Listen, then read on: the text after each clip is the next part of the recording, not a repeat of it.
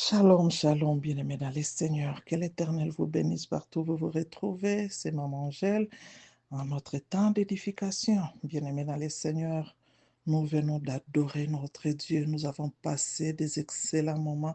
Nous avons préparé ça toute la semaine passée. Nous avons prié. Nous avons déjà préparé de notre adoration. Et aujourd'hui, et hier vendredi, pardon, on a très bien adoré. L'Éternel nous a exaucés. On a senti la présence de Dieu. L'atmosphère était saturée par l'onction du Saint-Esprit. C'était très palpable. Et en tout cas, que l'Éternel bénisse chacun de nous. Alors, nous voyons ici ce que l'adoration apporte. Bien-aimés dans le Seigneur, ici c'est l'histoire de Anne. Nous savons comment Anne avait pleuré, comment Anne avait manqué d'enfants, comment Anne ne manquait pas l'église, comment Anne ne regardait pas Pénina, sa belle, comment on a dit, sa femme, la femme de son mari. Alors, elle ne regardait pas, bien-aimée dans le Seigneur. Et elle priait, elle a cherché la face de Dieu. Dieu l'a répondu, Dieu l'a exaucé. Elle est retournée chez Dieu pour l'adorer.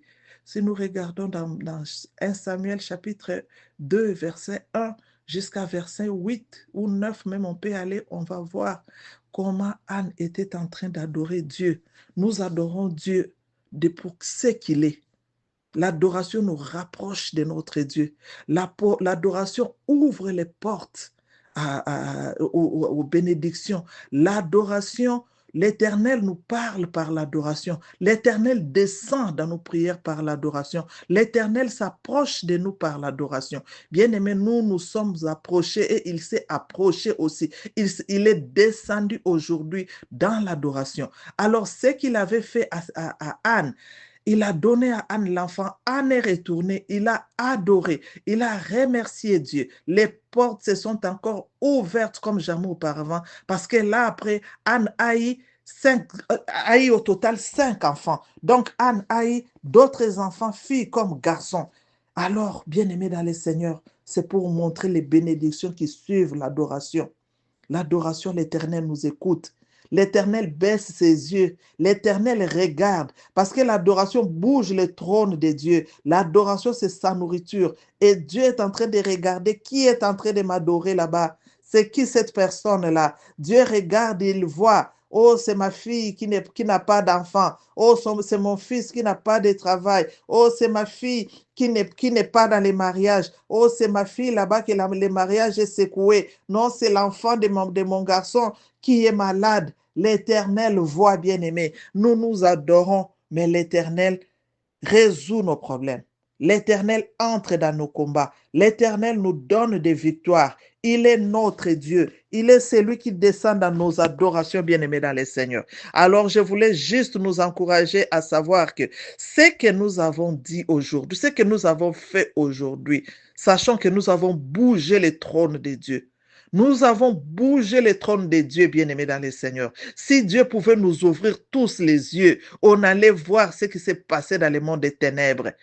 On allait voir qu'est-ce que Dieu a fait de nos ennemis bien-aimés. Dieu est descendu dans nos maisons. Dieu est descendu dans nos vies. Il est là à travers l'adoration. Il est là déjà toute la semaine. Nous l'avons déjà appelé. Il est là, il est descendu à cause de l'obéissance que nous avons à son travail, à cause de notre attachement, à cause de notre persévérance. Dieu est là. Il est descendu, bien-aimé dans le Seigneur. Il est descendu pour résoudre nos problèmes. Il est descendu pour entrer dans nos combats. Il est descendu, bien-aimé dans le Seigneur. Il est là au milieu de nous. Qu'est-ce que tu as comme problème? Qu'est-ce que tu as comme difficulté? Qu'est-ce que tu as, bien-aimé? C'est la même chose. L'adoration de Paul et Silas, de Paul et Silas dans la prison, bien-aimé. Qu'est-ce que cette adoration avait porté comme fruit? Après avoir adoré, ils étaient là, désespérés. Ils ont dit non. Tout ce que nous, on peut faire ici, c'est louer et adorer. Ils ont loué Dieu. Ils ont adoré Dieu. Bien-aimé, cette adoration a ouvert les portes des prisons. Cette adoration a brisé leurs chaînes. Cette adoration a créé des miracles. Voire même les geôliers qui étaient là, Ils se sont même convertis à cause de cette adoration. La force de l'adoration, bien-aimé dans le Seigneur. L'adoration que nous avons fait aujourd'hui a brisé les chaînes. L'adoration que nous avons fait aujourd'hui a bougé l'enfer. L'adoration que nous avons fait aujourd'hui a guéri des malades. L'adoration que nous avons fait aujourd'hui a trouvé des solutions aux problèmes. Nous allons les voir s'accomplir. Nous allons témoigner, bien-aimés. Nous allons témoigner, bien-aimés. Quand tu as des problèmes, quand tu as des difficultés, tu as prié, tu as prié, tu as prié. Tu vois que les portes ne s'ouvrent toujours pas, bien-aimé. Une autre façon d'ouvrir les portes, c'est l'adoration. C'est la louange et l'adoration. Tu vois, tu prends un peu tout ce que tu as là, tu mets ça de côté. Tu t'inclines devant la face de Dieu. S'il faut dormir par terre, tu dors par terre. S'il faut t'agenouiller, tu t'agenouilles. S'il faut marcher, tu marches. S'il faut chanter, danser, crier, tu les fais à l'honneur de ton Dieu. Et ce Dieu-là ouvre les portes, bien-aimés. C'est ce qu'il a fait aujourd'hui. Ce qu'il avait fait à Paul et Silas, bien-aimés. Il a fait aujourd'hui aussi dans la vie de chacun de nous, dans la vie de chacune de nous, dans nos maisons. Dieu là est entré. Dieu là est entré pour résoudre des problèmes, bien-aimés. De la même manière qu'il était entré à cause de l'adoration de Anne. Ce Dieu-là est entré. Il a donné encore. Il a ajouté encore. Et la joie de Anne était parfaite.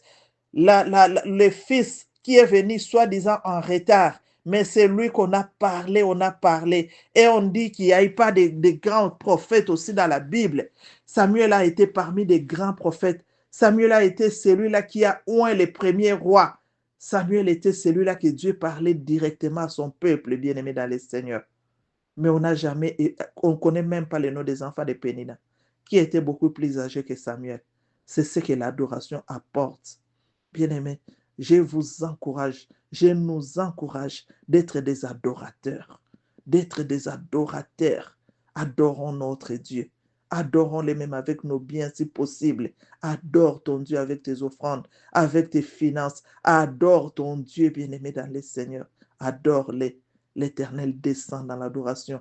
L'adoration nous rapproche des trônes de Dieu. L'adoration nous amène là où Dieu est assis parce qu'il est assis au milieu de l'adoration, de la louange et de l'adoration. C'est ça le rôle des quatre êtres vivants, les quatre vieillards dans les cieux. Ils adorent, bien-aimés. Et chaque fois qu'ils jettent leur couronne, regardez, automatiquement, ils ont un autre.